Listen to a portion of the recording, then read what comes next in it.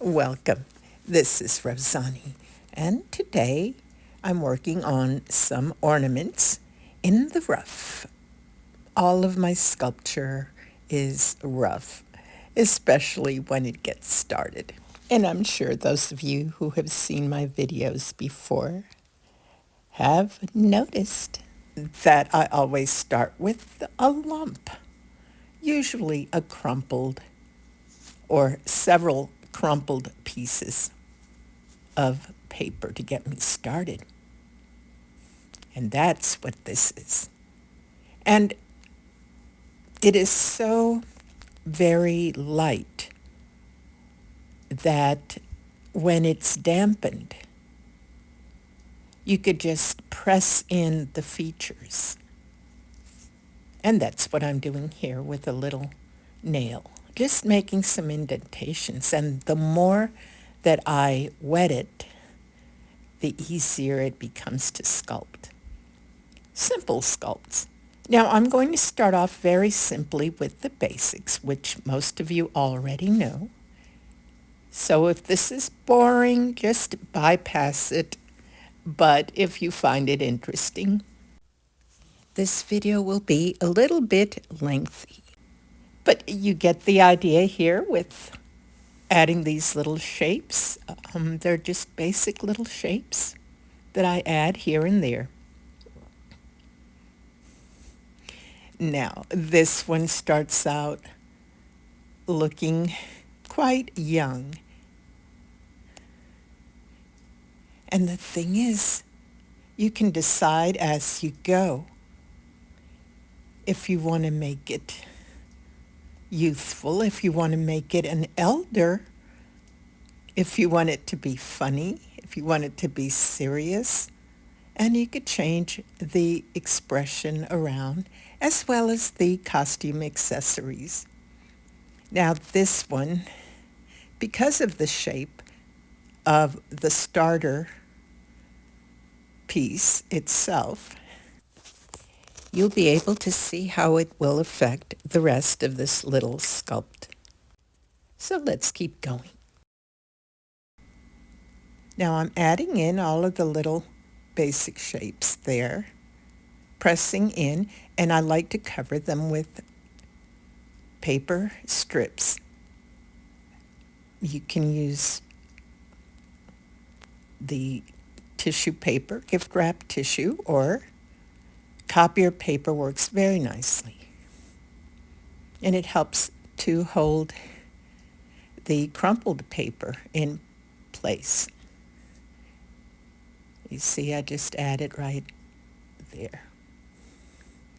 Now, unlike using the torn paper pulp, Papier Mâché,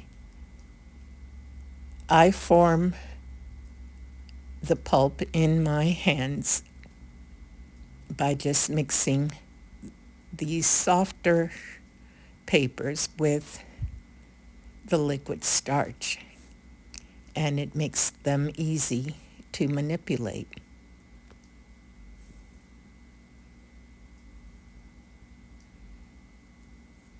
So most of these little shapes are being made with the gift tissue paper. If you are new to this channel, I welcome you. And if you are perhaps unfamiliar with my papier mâché process, please visit my playlist because I have many examples. And I use liquid starch and all kinds of paper and different techniques, but they all have something in common, and that is the liquid starch. That's what holds it all together for me. And you'll find that recipe also within my playlists. And for the rest of my viewers, some of you are artists, sculptors, or crafters, and have perhaps used clay or paper mache clay. This has no clay. It's just paper and liquid starch. Now, Others of you may prefer to use the flour and water method. That's how I began many, many years ago. And then I discovered liquid starch when we were working on The King and I. They needed some headpieces, and I was a freshman in high school. And my art teacher just orchestrated the whole thing. She had jugs and paper and tape and liquid starch. The tape was this brown, I guess, packaging tape. And we made these gorgeous headpieces by dipping the tape in the liquid starch and covering these jugs. Now, the jugs had been cut out to fit the heads of the actors. And boy, was that ever fun. So it left a lasting impression. And ever since that day, I've always used liquid starch on my papier mâché projects. Now, you can see how this little wooden skewer comes in handy for those areas where I can't reach in there to make adjustments. But ordinarily I use my fingernails. Sometimes it's just easier to use the little pick. And I'm adding some ears. And you could transform these any way you want. But there's something about making these little elves that I just find so amusing and fun to create. So let's keep going. I continue to press as I go, shaping the face a little more, making it a little thinner. Now it's looking a little older, don't you think? Yes, I think so. Ultimately, you will see the difference it has made since I began pressing these shapes together. And I'm giving him a bit of slanted eyes. Yes, this will be a he, and I shall call him Elfie. Now, the paper is very important, and I think that you should do a little test before you get into the whole sculpture and find out which papers work best for you, because it's important that they absorb the liquid starch. Otherwise, you won't be able to shape them.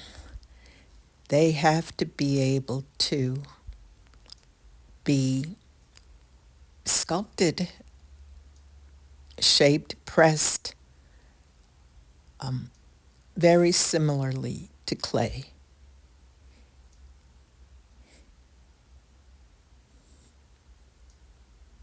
Now, other pieces could just sit right on it and only need to be attached with the liquid starch and a little piece of paper.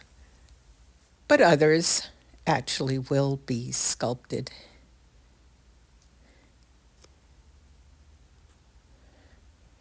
And I love to add these little hoods on my characters. It's one of my favorite things. When I go to festivals, I always like to wear hoods. I have hooded cloaks, and my jester costume, of course, has a hood. And they are fun to add to these little characters. Let me know if you've ever made elf ornaments. So this one has a long face. And I'm just going to fill in partially, a little bit here and there, and eventually it's going to need to be set aside to dry. So I'm only going to work a little bit further, and then I'll come back and add on. But I hope this gives you an idea of what you can do. So give it a try on your own and let me know what you've done. I'd love to see what you've made in the community post. Did you know you could add your pictures? So let's take advantage of it. And if you want to take one of my workshops, just follow the link in the description. And please feel free to visit my playlists. Everything I demonstrate is informal, but I hope that you will find it valuable and fun. I'll see you next time. Bye for now.